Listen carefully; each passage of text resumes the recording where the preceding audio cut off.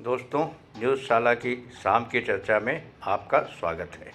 आज हम जिस नई चर्चा को लेकर आए हैं उसका फोकस पॉइंट है मोदी सरकार के नए मंत्री।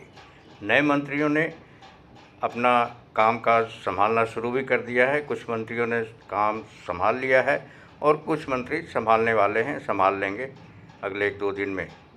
मीडिया जगत और राजनीतिक हलकों में इस बात की अभी भी चर्चा चल रही है कि 12 मंत्रियों को क्यों निकाला गया। उनका पत्ता अचानक ऐसे कैसे साफ हो गया, जबकि वो मोदी सरकार के बहुत ही कद्दावर और दिग्गज नेता थे, दिग्गज मंत्री थे, बड़े बड़े मंत्रालय उन्होंने संभाल रखे थे। लेकिन यह चर्चा अलग से है। आज की चर्चा का फोकस सिर्फ नए मंत्री पर होगा और हम यह जानने की कोशिश करेंगे कि प्रधानमंत्री मोदी ने इन नए मंत्रियों को सफलता के कौन से मंत्र दिए, कौन सी लक्ष्मण रेखाएं इनके सामने खींची हैं ताकि वो आने वाले भविष्य समय में काम करें और उसके अंदर रहें। इस बात की चर्चा है कि पीएम मोदी ने नए मंत्रियों के सामने 3 लक्ष्मण रेखाएं खींची हैं और उनको कहा है कि वे इन 3 लक्ष्मण रेखाओं को बिल्कुल माने और इसके अंदर ही रहकर कार्य। इन लक्ष्मण रेखाओं की चर्चा के साथ एक और चर्चा शुरू हो गई है, एक जुमले की चर्चा शुरू हुई है, न खाऊंगा न खाने दूंगा।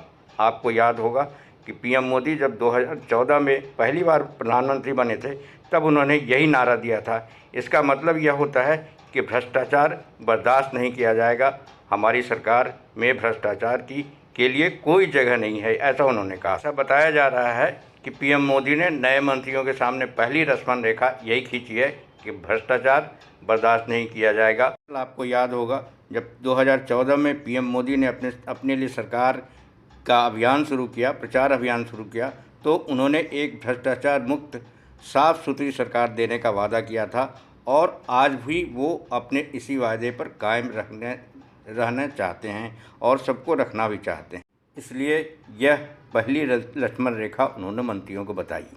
ऐसा कहा जा रहा है कि पीएमओ ने सभी नए मंत्रियों को हिदायत दे दी है कि वो 15 अगस्त से पहले दिल्ली न छोड़ें।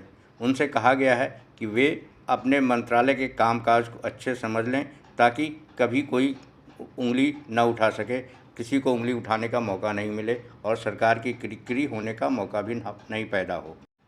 पीएम मोदी का कहना है कि उनकी सरकार में हर योजना के साथ उसे पूरा करने की मियाद भी तय होती है, चाहे वो गरीबों के बीच मुफ्त गैस कनेक्शन का बंटवारा हो या गांव-गांव तक बिजली पहुंचाने का लक्ष्य। अब उनके इस दावे में कितनी सच्चाई है यह तो अलग विषय है।